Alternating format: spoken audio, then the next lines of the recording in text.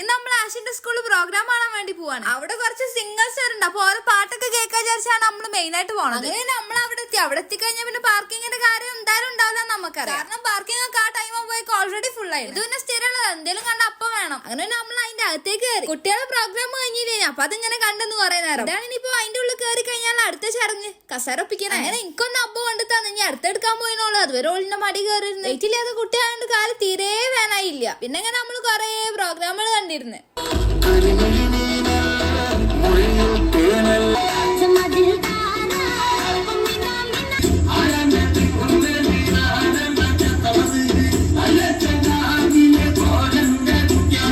നമുക്ക് പിന്നെ ഇങ്ങനത്തെ പ്രോഗ്രാംസ് ഒക്കെ കാണാൻ ഭയങ്കര ഇഷ്ടം. അപ്പൊ ഇങ്ങനെ ആസ്വദിച്ചിരിക്കില്ലേ. ഈ ഒരു മൈമിക്ക് ഭയങ്കര അത്ഭുതമായി തോന്നി. കാരണം ഞാൻ ഇതുവരെ ചെറിയ മക്കളൊന്നും അങ്ങനെ കളിക്കുന്നത് കണ്ടിട്ടില്ല. ഇത് ഫസ്റ്റ് ടൈമാണ് ഇങ്ങനെ ചെറിയ മക്കൾക്കൊക്കെ മൈമ്.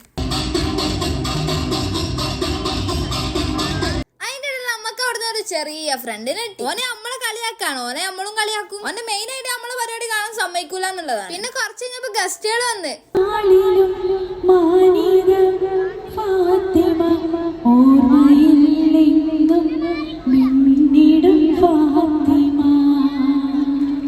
ഈ രണ്ട് മക്കൾ നമുക്ക് എല്ലാവർക്കും അറിയാലോ, ട്രെൻഡ് ആയതവര്.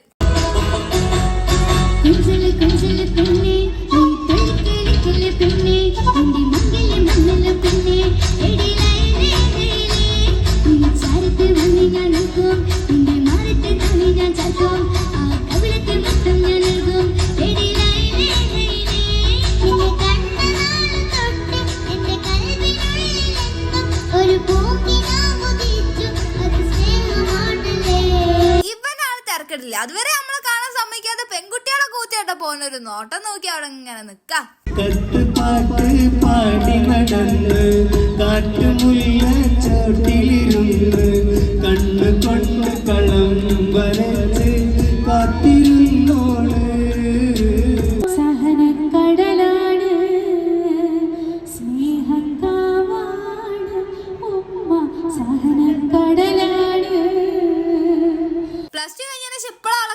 അങ്ങനെ പിന്നെ ഓളോട് കുറെ നേരം സംസാരിച്ചതിന് ശേഷം ഓരോ പാട്ട് കേൾക്കാൻ പോയി. വീണ്ടും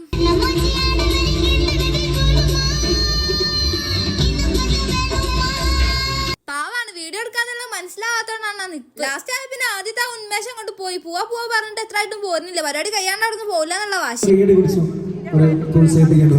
ഇനി എവിടെ പോവാണെങ്കിൽ നമ്മളെ രണ്ടാളെ കൂട്ടൂല എന്നാണ് ഇപ്പത്തെ തീരുമാനം. കാരണം നമ്മൾ ഓർപ്പിച്ചിട്ടേ. അങ്ങനെ ഒരു പ്രോഗ്രാം അവിടെ കഴിഞ്ഞു. അപ്പൊ ഇന്നത്തെ വ്ളോഗ് ഇത്രയുള്ള. Bye guys.